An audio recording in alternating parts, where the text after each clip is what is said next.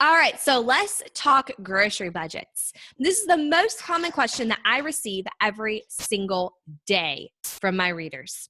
How can I lower my grocery budget?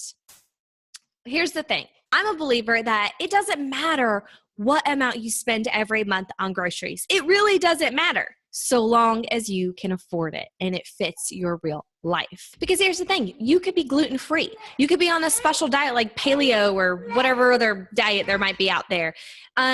You might want to just purchase all organic food. It doesn't matter so long as you can afford it. It doesn't matter. Now, most of the time when I get the question, how can I lower my grocery budget? I will usually follow it up with, what is your current grocery budget? How much are you currently spending every month on your groceries? Most of the time, I don't even get an answer because the truth is that many of us have no idea how much we spend every month on groceries, or we're too embarrassed to say the number. Thing is, don't be embarrassed about the number because even if your grocery budget's higher than your neighbor's, that doesn't mean it's wrong, so long as it's working for your family. So if you don't know how much you spend every month on your groceries, I want you to go through your bank statements for the last 3 months. This might take a little while, but it's worth it, I promise. Go through your bank statements for the last 3 months, and then add up all of your grocery-related expenses. Once you have that total, divide it by 3, and that is your average month total that you spend every month on groceries. Then ask yourself, okay, how much food do we throw away every single month? Because if you are throwing away a lot of food every single month, then you probably need to stop buying as much food as you do, or you need to start eating it, right? So ask yourself, how much food are you wasting every single month? How often are you going out to eat every single month? This is the other part of the equation. I want you to go back through those bank statements that you pulled and tally up how much you spent on going out to eat expenses, from fast foods to restaurants to coffee shops to whatever. Add those up, divide them by 3, and that's your average month total for how much you spend for eating out. And then ask yourself, okay, are we eating out too much and not eating here at home enough, and that's why we're throwing away so much food? Is there a way that we can maybe limit how much we go out to eat in favor of us staying home a little bit more and eating this food? Or are we in a season of life where we're traveling so much, whether it's for the kids' sports or business or whatever, that we're eating out more often?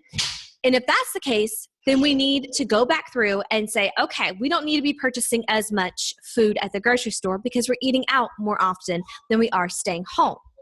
Again, this isn't right or wrong. It's just what works for your life. Now, maybe you are in a season of life where you really do need to lower your grocery budget because you are trying to pay off debt or just other life circumstances, and you need to lower your grocery budget. There was a season in my life where I absolutely had to extreme coupon. I had to chase the sales because I had very little money of which to purchase groceries with. It's okay if you're in that season. It's totally all right. Extreme couponing has changed a lot since I last did it. So I'm not the guru on that. But I encourage you that if lowering your grocery budget is important to you, that you ask yourself, okay, is there a discount retailer that you can shop at, like Aldi or other stores that sell food at a discount that you can go and purchase the food from? Or is there a grocery store in your area that offers food lower than the competitor? And what I mean is that in our area, we have Aldi, Walmart, Kroger, and Publix. Publix is way too expensive for our taste. Aldi is where I do the majority of our grocery shopping. That's where the bulk comes from. So then it just came down to Walmart and Kroger. Well, the truth is that our Walmart, the grocery prices are terrible. They're terrible. Now, their department store side, that stuff is fine. But the grocery side, it's awful. So I go across the street to the Kroger and purchase our groceries from there, because it's so much cheaper. I don't have to worry about, if I have a coupon for this or coupon for that, because I can just load all my coupons on my little Kroger card and I'm good. I don't have to worry about it all. And it's fabulous and it works great for us. So figure out what works for you and for this season of your life, whether it's lowering your grocery budget or just keeping it in check. The other thing when it comes to keeping your grocery budget in check, and many of my readers know I'm a huge fan of this, is to use cash. Shop with cash and you will stick to your grocery budget. I will tell you it's hard at first, but it's great once you get the hang of it.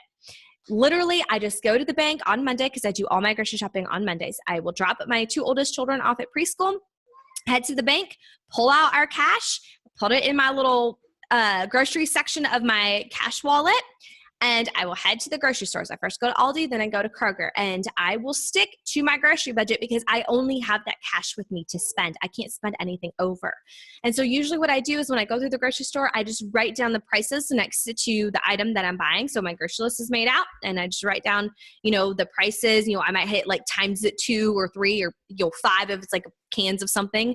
So then that way I know to multiply it by a certain number. I tally it up. I tally up the tax and everything before I get to the checkout line so I can make sure that I have enough money. Because it is embarrassing if you have to put something back because you don't have the money to do it. But that's what's so great about using cash, because it forces you to stick to your budget. You can't go over it because you don't have any other form of payment. You can't just make money grow on trees, right? So it's wonderful, and it works so, so well. So I encourage you, if you don't know what your grocery budget is, to go through your transactions today, figure out what your grocery budget is, figure out if it's the right amount for your family. Maybe it's not. And if it's not, how can you lower it? How can you adjust it? How can you make it work for your family? That's the key here.